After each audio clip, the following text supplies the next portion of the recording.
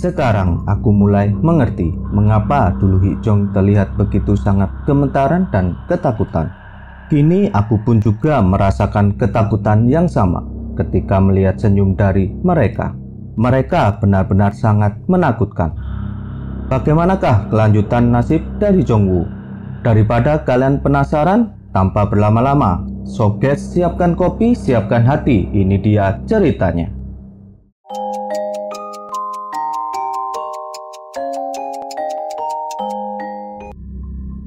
Di video sebelumnya, Jongwoo yang mulai menikmati daging cincang pemberian dari Moonju tanpa dirinya ketahui ternyata daging pemberian Moonju adalah daging manusia. Daging yang berasal dari tubuh Hikjong yang telah dikuliti oleh para penghuni penginapan Eden. Jongwoo yang merasa aneh dengan rasa daging tersebut membuat perutnya menjadi mual. Ia pun pada akhirnya memutuskan menyudahi minumnya bersama Moonju, lalu pergi kembali ke kamar miliknya. Di keesokan harinya, ketika Jongwoo baru saja keluar dari kamar miliknya, dirinya dikejutkan oleh Nang Bok yang tengah berdiri di depan kamarnya sambil memegang sebuah pisau. Sambil memandang Jongwoo, Nang Bok tiba-tiba berucap, "Aku bisa saja membunuhmu." Mendengar hal itu, Jongwoo pun menanyakan apa maksud dari perkataannya.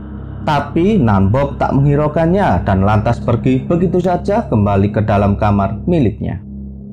Sesaat ketika Jongwoo baru saja keluar dari penginapan Eden, Jongwoo melihat ibu kos sedang berbicara dengan seorang wanita. Sekilas Jongwoo mendengar ibu kos berkata kepada wanita tersebut bahwa penghuni kamar 303 sebelumnya memang telah menghilang. Dan akulah yang telah melaporkannya ke polisi. Mendengar hal itu, Jongwoo pun merasa sedikit curiga, sebab sebelumnya ibu kos pernah bercerita bahwa penghuni kamar 303 sebelumnya telah mati akibat dari bunuh diri. Untuk mengetahui apa yang sebenarnya terjadi, Jongwoo pun mencoba menguping pembicaraan dari mereka. Tapi tak lama berselang, ibu kos memergoki dirinya. Jongwoo pun menjadi salah tingkah, lalu ia pun pergi begitu saja. Ketika Jongwoo sedang dalam perjalanan menuju ke tempat kerja, dirinya dihampiri oleh Junghwa, si polisi wanita. Lalu Junghwa menawarkan sebuah tumpangan kepada dirinya. Saat sudah berada di dalam mobil Junghwa, Jongwoo mencoba menanyakan apakah benar tadi ibu kos bercerita bahwa penghuni dari kamar 303 sebelumnya telah menghilang. Lalu Junghwa pun mengiyakan pertanyaan dari Jongwoo. Kemudian Jongwoo melempar pertanyaan kembali kepada Junghwa. Adakah laporan orang hilang selain penghuni dari kamar 303? Karena beberapa hari yang lalu pemilik kos bercerita bahwa ada penghuni penginapan yang akan segera pindah. Tapi anehnya hal itu terjadi secara tiba-tiba. Selain itu, beberapa waktu yang lalu sempat ada seorang detektif yang mendatangi penginapan Eden. Melihat ada hal yang mencurigakan, Junghwa pun mencoba meminta nomor handphone dari detektif tersebut. Sesampainya di tempat tujuan, ketika Jongwoo turun dari mobil Junghwa, tanpa dirinya sadari, ibu kos memergokinya dari seberang jalan. Ketika berada di seberang jalan tersebut, ibu kos bertemu dengan seorang wanita peramal. Lalu ia pun mendekati wanita tersebut dan mengajaknya pergi ke penginapan Eden untuk meramal dirinya. Sesampainya di penginapan Eden, si wanita peramal disuguhi segelas air dan diperkenalkan kepada Deukjong. Sambil meminum air pemberian dari ibu kos, wanita itu pun mulai meramal Deukjong. Ketika meramal Deukjong, wanita itu berkata bahwa tak lama lagi Deukjong akan mengalami hal yang buruk. Mendengar ramalan itu, ibu kos dan Deukjong pun tertawa cekikikan dengan wajah sinisnya. Melihat sikap aneh dari mereka berdua, wanita peramal itu pun mulai merasa gelisah dan sedikit ketakutan. Hingga pada akhirnya ia pun memutuskan untuk meninggalkan penginapan Eden. Namun hal itu dicegah oleh ibu kos. Saat wanita itu mencoba untuk berdiri, tiba-tiba kepalanya menjadi pusing akibat dari minumannya yang telah dicampur dengan obat tidur oleh ibu kos. Lantas kemudian ibu kos pun mencekik leher dari wanita tersebut dan membenturkan kepalanya ke meja. Setelah pingsan, wanita itu pun dibawa dan diikat di lantai 4. Di suatu malam, Junghwa sedang mendatangi klinik gigi dan bertemu dengan dokter gigi bernama Moonju. Junghwa sempat bercerita kepada dokter Moonju bahwa dirinya tengah menyelidiki kasus tentang banyaknya kucing-kucing yang telah mati terbunuh, serta laporan tentang beberapa orang yang menghilang. Dengar cerita itu, Munjo pun mencoba menggali lebih dalam tentang hal tersebut. Lantas Junghwa pun bercerita tentang kecurigaannya terhadap para penghuni dari penginapan Eden. Mengetahui kecurigaan Junghwa terhadap penginapan Eden, Munjo pun merasa sedikit khawatir kalau nantinya apa yang dia dan penghuni Eden lakukan selama ini akan terbongkar. Munjo pun berniat untuk segera menghabisi Junghwa dengan berpura-pura meminta izin kepada Junghwa untuk mengambil alat rekam medis. Tanpa disadari oleh Junghwa, ternyata Dr. Munjo mematikan seluruh CCTV di klinik tersebut, lalu mengambil sebuah gunting tajam yang hendak ia gunakan untuk menghabisi Junghwa.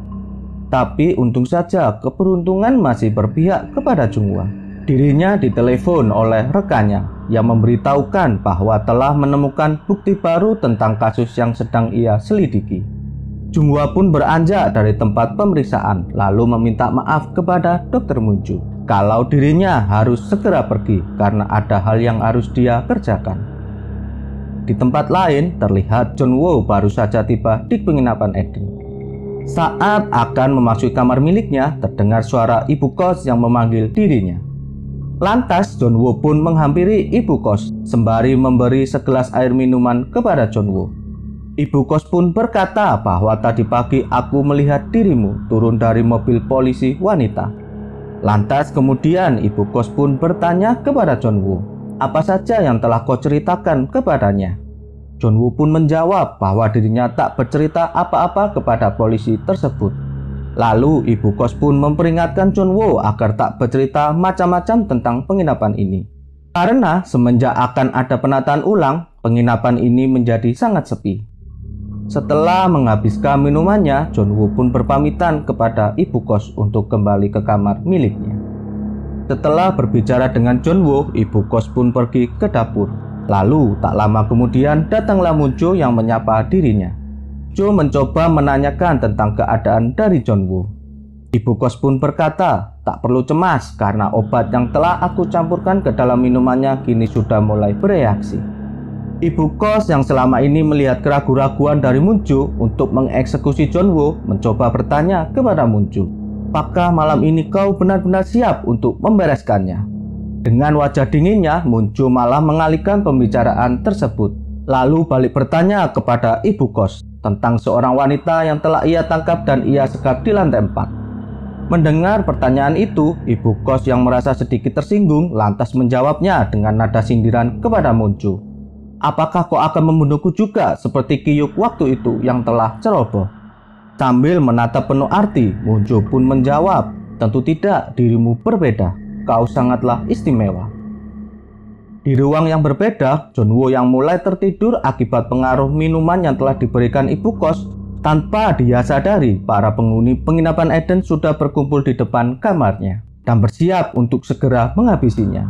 Sedangkan Munjo tetap mengawasinya melalui balik lubang yang berada di dalam kamarnya. Tapi untung saja tak lama setelah tertidur, tiba-tiba tas miliknya terjatuh dan menimpa tubuhnya hingga membuatnya terbangun dari tidurnya. Munjo yang mengetahui Junghwa yang terbangun dari tidurnya, lalu ia pun kemudian memutuskan keluar dari kamarnya. Setelah keluar dari kamar, Munjo mulai membisikkan kata-kata kepada kembaran Taejong bahwa kita tak jadi melakukannya hari ini. Ia akan menjadi pengganti dari Kyuk dan mulai menjadi bagian dari kita. Junghwa yang sudah terbangun dari tidurnya, lantas ia pun mencoba menyalakan laptop miliknya. Dan betapa terkejutnya, ternyata ada seseorang yang telah menggunakan laptop miliknya. Lantas ia pun menemui ibu kos dan melaporkan kejadian tersebut. Namun ibu kos tak percaya dengan perkataan Junghwa. Demi meyakinkan ibu kos, Junghwa pun meminta kepada ibu kos untuk memperlihatkan isi dari rekaman CCTV. Ketika melihat isi rekaman dari CCTV, terlihat Nampok akan seperti memasuki kamar miliknya. Namun tiba-tiba gambar video rekaman tersebut menjadi kabur hingga tak terlihat rekaman selanjutnya. Berdasarkan hasil rekaman tersebut, Junghwa pun semakin yakin bahwa Nampok pasti telah memasuki kamar miliknya. Lantas kemudian ia pun bergegas menghampiri Nampok ke kamarnya. Dengan menggedor-gedor pintu kamar milik Nam-bok, John Woo pun meminta Nam-bok untuk segera keluar dan mulai menghadapinya. Tapi tak disangka tiba-tiba Nam-bok sudah berada di samping John Woo. Lantas kemudian ia pun melampiaskan kemarahannya kepada Nam-bok. Lalu John Woo pun meminta Nam-bok untuk mengakui bahwa dirinya telah masuk ke dalam kamar miliknya. Namun sungguh mengejutkan, Nam-bok malah berujar kepada John Woo, "Apakah kau ingin aku membunuhmu?" Mendengar ucapan Nam-bok seperti itu membuat emosi John Woo pun semakin tak terkendali. Keributan yang telah terjadi pada akhirnya membuat seluruh penghuni lainnya keluar dari kamar mereka. Hingga tanpa disadari oleh John Woo, ternyata dirinya telah berada di tengah-tengah lingkaran psikopat penghuni penginapan Eden. John Woo yang mulai menyadari telah dikelilingi oleh mereka membuatnya menjadi gemetaran dan ketakutan. Lalu ia pun memutuskan meninggalkan mereka dan masuk ke dalam kamar miliknya. Tapi tak lama kemudian Munjo mengetuk pintu kamar miliknya. Lalu Munjo pun mengajak John Woo untuk membicarakan tentang hal ini. Dalam obrolan mereka, Munjo pun mulai mempengaruhi pikiran dari John Woo. Munjo pun berkata kepada John Woo bahwa dirimu tadi terlihat sangat ingin membunuhnya. John Woo pun terkejut mendengar ucapan dari Munjo. Kemudian Munjo pun kembali berujar, "Lakukanlah sesukamu, karena dirimu sangatlah berbeda dengan yang lain." Di keesokan harinya, John Woo pun memutuskan pergi ke kantor polisi untuk menemui Junhwa. Lalu ia pun memberikan kartu nama milik dari detektif yang tempo hari berkunjung ke penginapan Eden. John Woo pun bercerita kepada Junhwa bahwa dirinya seringkali mendengar suara aneh yang terdengar dari lantai 4. Padahal ibu kos pernah bercerita kepadanya bahwa tak ada yang tinggal di lantai 4. Saat di tengah obrolan bersama Junhwa, tiba-tiba di ujung jalan John Woo melihat kemunculan dari ibu kos yang terus memperhatikannya. Melihat hal itu, ia pun memutuskan menyudahi pembicaraan dengan Junhwa. Mengetahui John Woo menemui Junhwa, si polisi wanita kos pun menceritakan kejadian tersebut kepada Munjo. Lalu ibu kos pun bertanya kepada Munjo, "Apakah aku harus menghabisi gadis polisi tersebut?" Munjo pun menjawab, "Biarkan aku saja yang akan mengurusnya." Junhwa yang telah mendapatkan informasi mengenai kecurigaan John Woo terhadap lantai 4 di penginapan Eden, ia pun lantas pergi dan mencoba memeriksa tempat tersebut. Ketika memeriksa ruangan tersebut, di saat bersamaan wanita peramal yang disekap di salah satu kamar di lantai itu mencoba untuk meminta tolong. Namun sayangnya Nam-bok yang juga sedang berada di situ dengan cepat langsung menodongkan pisaunya di leher wanita tersebut, lalu memintanya untuk diam dan tak bersuara. Junhwa yang tak menemukan hal mencurigakan di tempat tersebut, pada akhirnya dirinya memutuskan untuk keluar dari tempat tersebut. Namun tanpa disadari oleh Junhwa, dirinya diikuti oleh Nam-bok dengan membawa pisau di tangannya. Ketika Nam-bok sedang mengikuti Junhwa, kesempatan ini pun tak disia-siakan oleh si wanita peramal. Dengan sekuat tenaga, ia pun berhasil melepaskan ikatan tali di tangannya dan mulai melarikan diri keluar dari penginapan Eden. Namun sungguh malang nasib si wanita peramal. Baru saja keluar dari penginapan Eden, dirinya malah meminta tolong kepada Munjo yang juga merupakan sekutu dari mereka. Dan alhasil wanita itu pun kembali ke neraka penginapan Eden. Agar kejadian ini tak terulang kembali, Munjo pun meminta kepada Nam-bok, Dae-jong dan juga ibu kos untuk segera menghabisinya. Di sebuah malam selepas pulang dari kerja, John Woo diajak oleh Jae-ho untuk pergi minum-minum. Di tengah-tengah perjalanan, John Woo mencoba meminta izin kepada Jae-ho agar dirinya diperbolehkan menginap di rumahnya, karena dirinya sedang merasa tak nyaman dengan keanehan para penghuni yang berada di penginapannya. Namun permintaan dari John Woo ditolak oleh Jae-ho. Akibat meminum alkohol terlalu banyak, John Woo pun menjadi mabuk. Melihat kondisi John Woo yang mabuk berat, Jae-ho pun mencoba menelepon kekasih John Woo yang bernama Ji-eun. Lantas Jae-ho menanyakan nama penginapan tempat di mana John Woo tinggal. Ji-eun pun memberitahu Jae-ho penginapan itu bernama Eden Gosiwon. Setelah mengetahui nama penginapan dari John Woo, Jae-ho pun memberhentikan taksi dan mulai memasukkan John Woo ke dalam taksi tersebut. Saat sudah berada di dalam taksi, John Woo pun masih saja terus melantur, tak mau pulang ke penginapan Eden.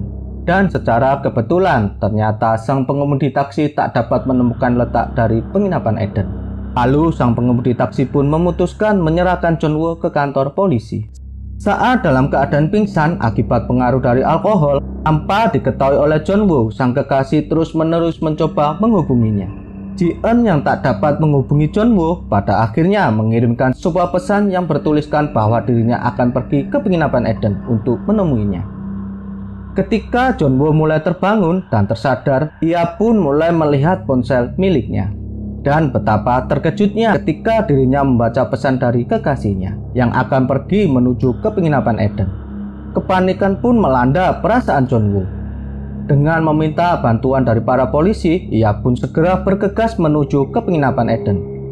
Setibanya di sana, John Woo pun langsung turun dari mobil polisi dan berlari mencari keberadaan dari Ji-eun kekasihnya. Dengan perasaan penuh kekhawatiran, John Woo pun akhirnya menemukan kekasihnya yang sedang berada di dapur bersama dengan ibu kos dan juga Dae Jong. Lantas John Woo pun segera menghampiri Ji-eun lalu membawanya keluar dari penginapan Eden. Ketika sudah berada di luar penginapan Eden, John Woo pun mulai menanyakan keadaan dari Ji-eun, lalu mengatakan kepada Ji-eun agar dirinya berhati-hati terhadap mereka. Melihat perkataan dan sikap John Woo yang berbanding terbalik dari apa yang ia rasakan, Ji-eun pun berujar, "Dirimu terlalu sensitif dan berlebihan menilai mereka." Mendengar ucapan dari Ji-eun seperti itu, John Woo pun mencoba kembali untuk menjelaskan. Namun Ji-eun yang sudah terlanjur tak suka dengan ucapan John Woo memintanya untuk diam. Lalu ia pun berpamitan pulang dengan diantar oleh mobil polisi. Sembari meninggalkan penginapan Eden, Jung-hwa mencoba melihat ke arah penginapan Eden. Ia pun sedikit kaget ketika melihat seseorang tengah berdiri di atas atap gedung, sembari terus menatap ke arah mobil polisi yang mulai menjauh dari penginapan Eden. Pada suatu hari saat berada di rumah, Jung-hwa mencoba mempelajari kembali kasus yang tengah ia selidiki. Jung-hwa yang memiliki seorang ayah yang mantan anggota kepolisian, ia pun mencoba meminta pendapat darinya. Lantas Jung-hwa pun bertanya kepada sang ayah, jika di suatu tempat banyak terjadi kasus menghilangnya satu persatu penghuni dari sebuah penginapan dan dirinya mencurigai salah satu penginapan yang berada di sana, namun sayangnya dirinya tak bisa menemukan bukti-bukti fisik keterlibatan dari penginapan tersebut. Lantas kemudian sang ayah pun berujar, mungkin kasus ini dilakukan lebih dari satu orang. Coba bayangkan, di sebuah penginapan pastilah banyak penghuni dan juga terdapat sebuah CCTV. Jika hal itu dilakukan oleh satu orang, pastinya akan mudah untuk diketahui. Ayahnya meyakini di balik itu semua pasti ada pemimpin yang mengatur segalanya. Karena itulah mereka tak pernah sekalipun meninggalkan jejak-jejak bukti kejahatan mereka. Mendengar penjelasan sang ayah, Jung-hwa pun mendapatkan sedikit petunjuk. Selain itu, saat dirinya selepas pulang dari berjalan-jalan dengan sang ayah, dirinya mendapatkan telepon dari rekannya yang memberitahukan bahwa dirinya telah mendapatkan sebuah informasi penting tentang kasus tersebut. Rekannya berkata bahwa sang ibu kos pemilik penginapan Eden sangat mencurigakan. Yang pertama, wanita itu pernah menikah 2 kali dan kedua suaminya sama-sama meninggal akibat dari kecelakaan. Selain itu juga, kematian dari kedua orang tuanya juga akibat dari kecelakaan.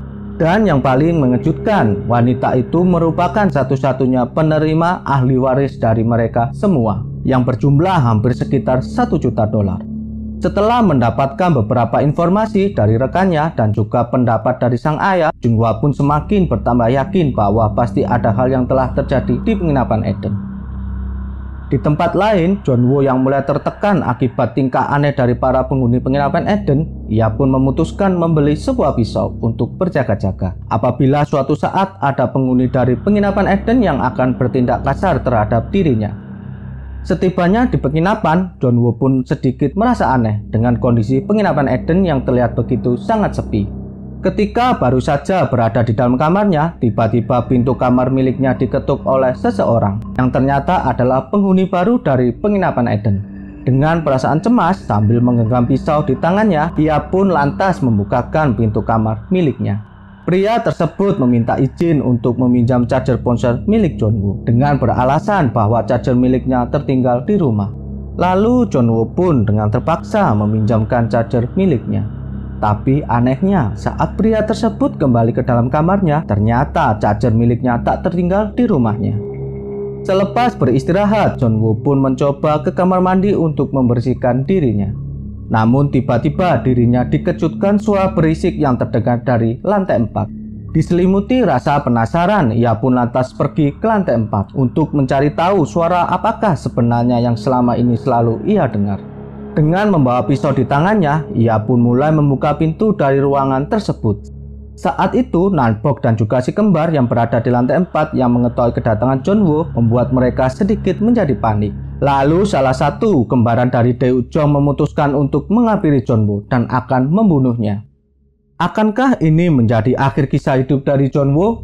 Jangan lewatkan kelanjutan video Stranger from Hell di episode selanjutnya. Tetap waspada, selalu tebar kebaikan, jangan pernah menyerah, salam 10 malam.